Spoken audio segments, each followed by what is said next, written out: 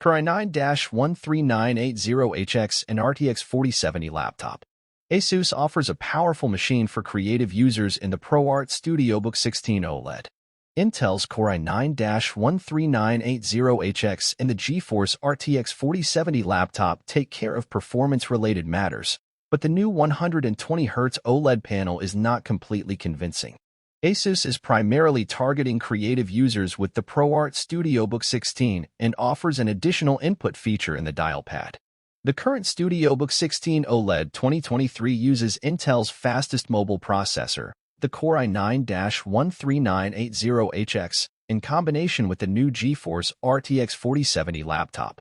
The display has also changed, as the 4K OLED has been swapped for a 3K touchscreen model with 120Hz. Our test device is the high-end model with 64GB RAM and a 4TB PCIe SSD for €3,999, $4,380. Alternatively, there is also a variant with the RTX 4070 laptop, 32GB RAM and a 2TB SSD for €3,499, $3,800.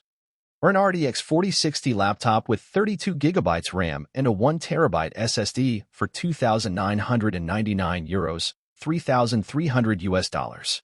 Asus uses black plastic for the ProArt Studiobook 16, which feels quite high quality. The only problem is the smooth surfaces, which are very susceptible to fingerprints.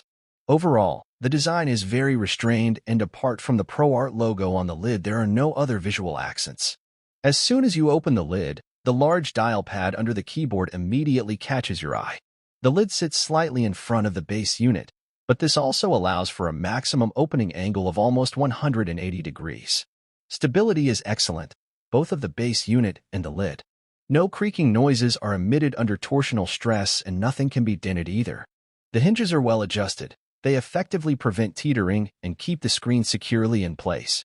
Only at very small angles, less than 20 degrees, does the lid fall shut on its own due to the weight.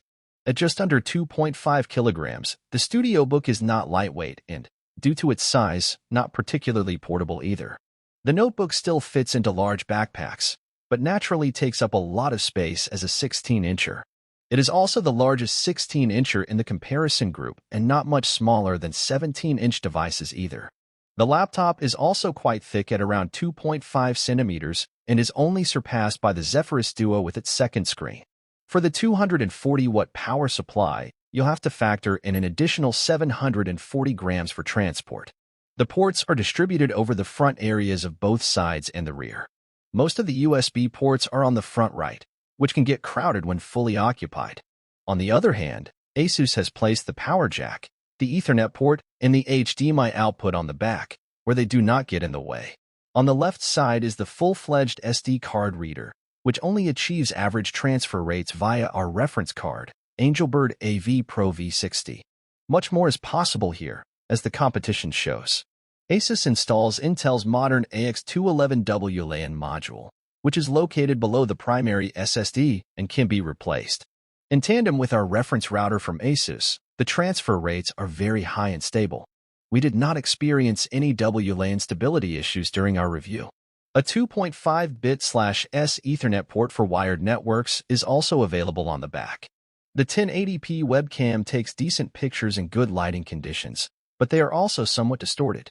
An IR module is also installed, which supports facial recognition via Windows Hello.